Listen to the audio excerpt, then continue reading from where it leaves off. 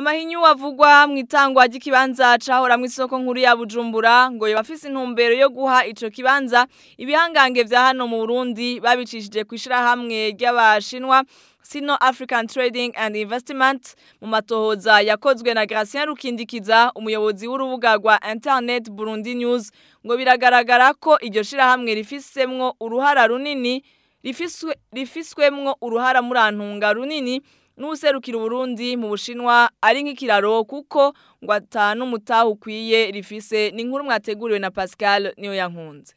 Societe Sino African Trading yaronsa aho hantu igizwe ni societe zibiri hari akaba societe imwe ari ya ambassadeur w'u Burundi mu Bushinwa Pascal Gasunzu hamwe n'umugore wiwe Dong Chao. Iryo shira hamwe ngo niryo ryashizwe imbere ngo rigaragare ko ari ryo ryahawe kijya kibanza cahoze mu isoko nkuru ya Bujumbura. Ku bwa Graciano Rukindikiza arongoye urubuga rwa Internet Burundi News yabikoze ko amatohoza ngo ivyo vyose n'uruhendo kuko ngo iryo shira hamwe atamutaye rifise kugira gihange kijya kibanza kizokorerwamwo ibintu bisaba umutahe uhanitse. Icambere kivyemeza nuko umu ambassadeur mu gushinga iryo societe biranditse neza ugiye kubiraba muri Hong Kong aho bandika ama societe ashinzwe aranditswe izina ryiwe no mu tambukanye wiwe ubonye ako gasociete gatonya zibiri ntonya zishitse nk'ibihumbi 2,600 z'amadolari bishobora kugira umutahe kugira ngo bize gukora ibintu by'ibimiliyoni 50 z'amadolari Burundi kandi birazi ambassadeur ntashobora gushinga isociete mu gihugu aserukiramwo Burundi adakingiwe. Mu matohoza yakozwe na Gracien Rukindikiza ngo hagaragara ko ibiro vy'umukuru w'igihugu bibifisemwo uruhara rukomeye. Amakuru adushikira nuko hari ibintu byinshi bigirirwa muri presidence vyerekeye iyo soko kugira ngo iyo societe ronke iyo soko mbere bimwe n'abahinga mu kucapa no kugira iki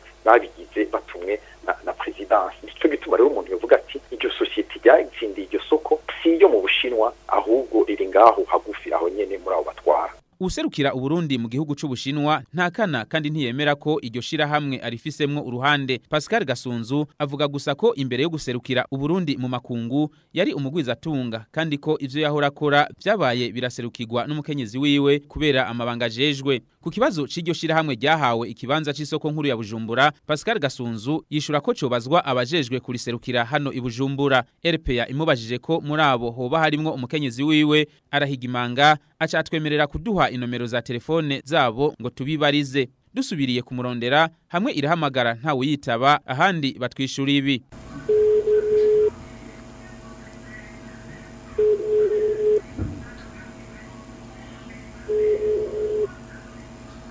Restez en ligne, vous serez servi. Restez en ligne, vous serez servi.